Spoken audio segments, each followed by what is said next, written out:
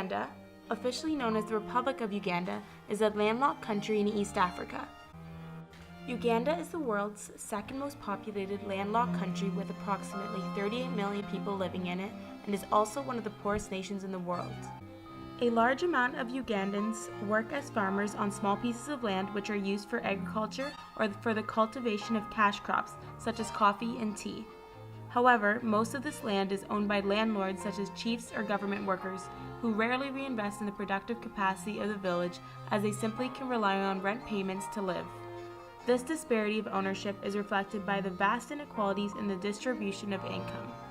69% of the population lives on less than $1 a day, and the majority of this limited income is spent on food.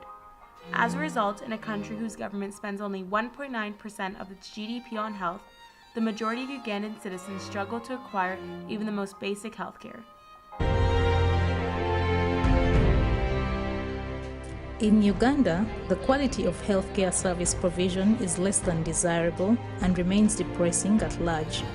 Limited service delivery, inadequate funding, gross staffing gaps, and few medical equipment, among other factors, remain a big challenge in an effort to implement Ugandan National Minimum Healthcare Package, which focuses on health promotion through disease prevention, maternal and child health, nutrition, prevention, management and control of communicable diseases, prevention, management and control of non-communicable diseases. Healthcare is one of the key responsibilities that was decentralized. This ensured that local governments within the districts and sub-counties took charge. Yet, there has not been appropriate distribution of resources to the local governments to support this function. The reality of inadequate financing and skilled personnel. Like many other districts, all ambulances that were used by health centers have broken down, with no hopes of being repaired. In northern Uganda, there are no signs telling you how to get to Lologi Hospital, and they come by the hundreds, rarely by car, often on foot, mostly on bicycles. They will travel like this for hours. The boy on the back of that bike has malaria. And when they arrive, they will wait for hours. Inside, Richard Nyeko, one of the medical officers, is trying to keep up.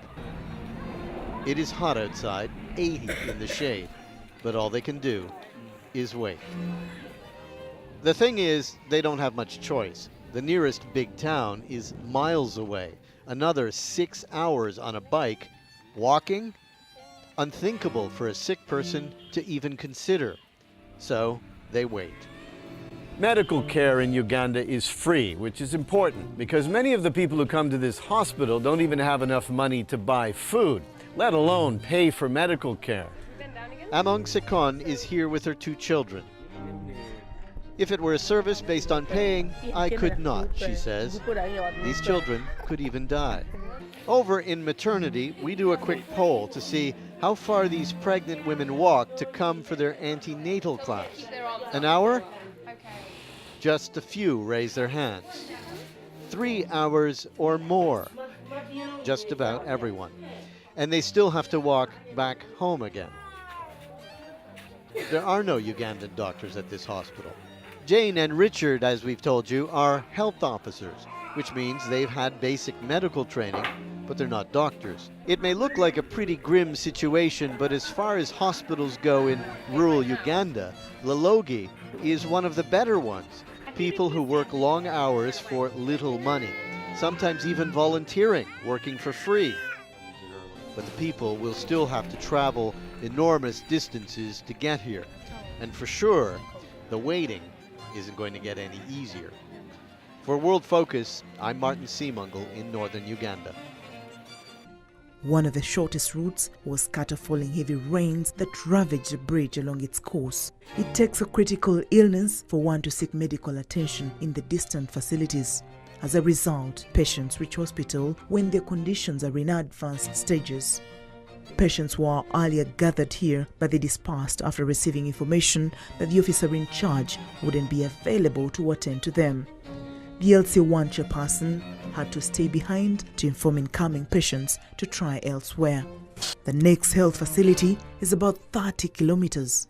Residents also told us they often miss out on drugs after moving long distances due to drug stockouts. The initiative by sexual healthcare charity Marie Stopes International sees the tuk-tuks transform into private counselling areas, while the tents they transport become clinics, offering condoms, implants and the pill to women who would otherwise go without. The charity says teaching teens about safe sex is essential in a country where abortion is illegal unless the mother's life is at risk. The tuk-tuks visit around once a month, but counsellors ensure they can be contacted at any time in a bid to spread the message about contraception. So when you look at service delivery across the board of the district in terms of specific services to be rendered, you find there are deficiencies. Like operations can't take place, the mothers who are delivering in these health centers cannot be operated because there are no medical doctors. Village health teams, which are managed by the Village Health Committee, have been active in community mobilization and empowerment for health action deep in the village. The health services in the district rely 100% on primary healthcare conditional grants, which has remained stagnant for the past 5 years. But if you look at our operational costs, like water, like electricity, like maintenance of this infrastructure, maintenance even on the area of infection control, and we are so constrained. Currently, the General Hospital has only one medical doctor out of the required 8. The district has embraced the usage of radio talk shows, drama, and film shows to put emphasis on prevention. In the Western world, sounds like these are all too familiar in most people's day-to-day. In a rural town like Lyantonde, in a developing country like Uganda, sounds like these are much more commonplace. But for the citizens of Uganda to truly be competitive, familiarizing this sound could mean more of this sound, which is the result of these sounds.